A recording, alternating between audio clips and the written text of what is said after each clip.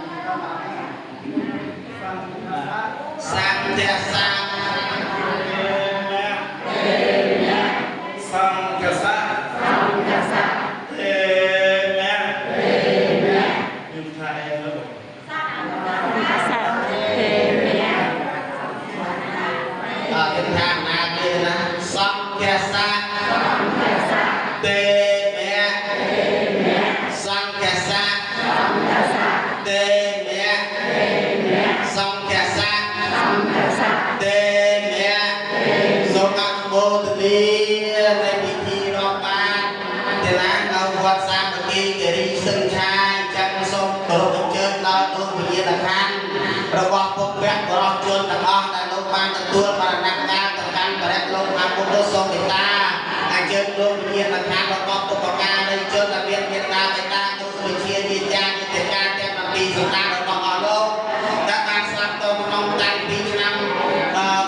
ចំនួន3ខែ3ឆ្នាំ8ខែ20ថ្ងៃក្តីឬក៏មុននេះក្តីឬក៏ក្រោយពេលនេះក្តីឬក៏ថ្មីនេះក្តីសូមលោកវិញ្ញាណក្ខន្ធរបស់អស់លោកពុកបកានៃជនសូមទទួលបានអត្ថប្រយោជន៍ផលហើយសូមជួយឲ្យពោឲ្យជ័យសំសារការដល់ម្ចាស់ទាននៅខាងក្រោយដែលមានវិធីរាប់បាននៅក្នុងវត្តសាមគ្គីរីស្ទឹងឆែរបស់យើងខ្ញុំសូមឲ្យមានសេចក្តីសុខចម្រុងចម្រើន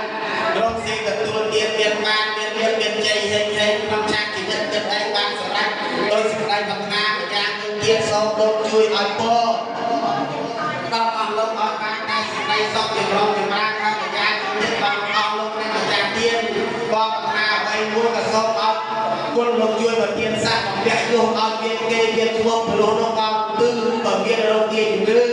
ក៏សូមឲ្យជាអាសាស្បាក៏សូមអញ្ជើញគ្រូតូចនោះក៏ប្រទានប្លង់គ្រូធំក៏ប្រទានស្លោ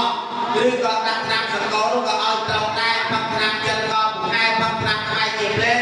បើដាក់ត្រាំពេទ្យជាភ្លៀងខ្លាំងណាស់ទៅណាចុងក្រោយមានត្រាំពេទ្យគឺជាភ្លៀងការសឹងសូមឲ្យមានសេចក្តីសុខសួស្តីជោគរកគ្រាសុខអនុមោទនី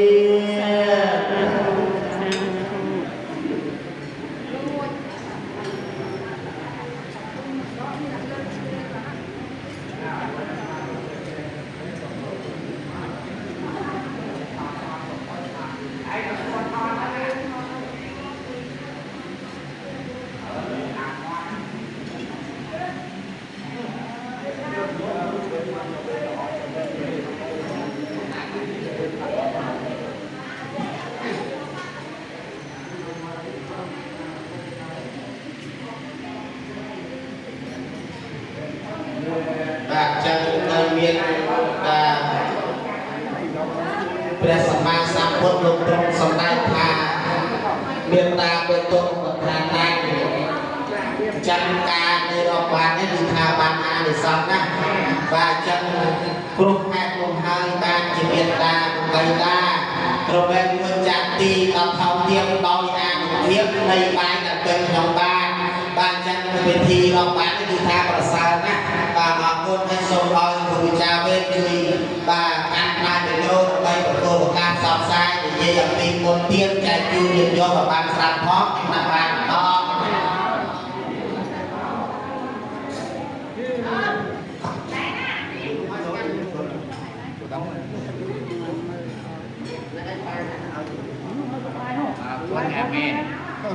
បាទហើយសូមឲ្យគាត់លោកអាចារ្យបាទមិនទាន់រອບផងបាទឥឡូវខ្ញុំហើយបាទចឹងឲ្យលោកអាចារ្យដើម្បីរាប់បានម្ដងអញ្ចឹងដោយលោកអាចារ្យបានជម្រាបទៅអញ្ចឹងអានិសង្ឃដែលព្រះសង្ឃនិមន្តទ្រង់បណ្ឌបាតនេះអានិសង្ឃបានបុណ្យកុសលបាទច្រើនណាស់បាទ ដោយអំណាចនៃបាយពេញក្នុងបាតអញ្ចឹងហើយគឺថាអស់លោកពុទ្ធបរិស័ទថ្ងៃនេះបាទគឺមានទឹកចិត្តសទ្ធាជ្រះថ្លាញញឹមជ្រះថ្លាបុណ្យកុសលណាស់រាប់បាតនៅក្នុងកម្មវិធីនៃចូលព្រះវស្សាយើងថ្ងៃនេះបាទគឺថាស្រស់ស្រាយបាទមានបុណ្យកុសលបាទគឺថាមានធម៌វាសនាក្នុងថ្ងៃនេះដើម្បីធ្វើបុណ្យរួមគ្នាណាបាទឃើញលោកគ្នាអនាគតជាតិយើងបាទគឺថាជួបគ្នាបានធ្វើបុណ្យបាទជួបគ្នាទៀតណាបាទអនាគតជាតិមិនបានអនាគតជាតិជាតិនេះបាទក៏បានចូលរួមដើម្បីបំពេញបុណ្យកុសលបាទដូចបាទយើងទាំងអស់គ្នាជួបគ្នាក្នុងថ្ងៃនេះបាទអញ្ចឹងហើយយើងថ្ងៃនេះដាក់បាតឧទ្ទិសកុសលនឹកឃើញទៅដល់បុព្វការីជនមានមេត្តារបស់យើងដែលកាលគាត់រស់នៅណាបាទនិយាយថាដេកដើរឈរអង្គុយស្មឹងស្មាតនឹកឃើញទៅដល់គាត់នោះកាលដែលគាត់រស់នៅអញ្ចឹងហើយគឺថាបានកុសលទៅដល់ជាមិនខានបាទហើយបើយើងរហូតរវាយ